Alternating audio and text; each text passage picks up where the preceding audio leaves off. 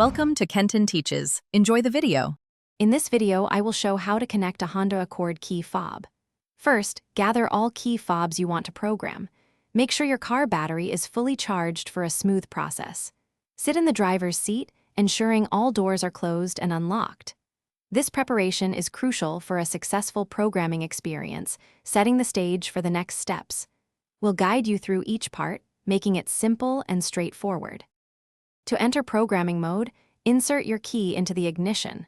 Turn it to the on position, then quickly press the lock button on your key fob within 4 seconds. Next, turn the key to the OFF position. You'll need to repeat this entire sequence 3 more times. This specific 4-step cycle is essential to signal your vehicle to prepare for new key fob connections. Once you've successfully entered programming mode, your car's door locks will cycle, confirming it's ready. Now, take each key fob you wish to program and press its lock button. After each successful press, the door locks will cycle again, signaling that the fob has been recognized and programmed. You can program up to 3 key fobs this way, one after another.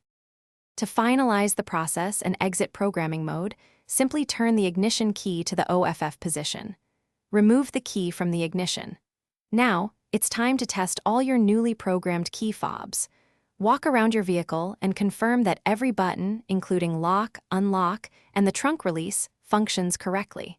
Congratulations, your key fobs are now ready to use. Thanks for watching. Please subscribe if this video was helpful.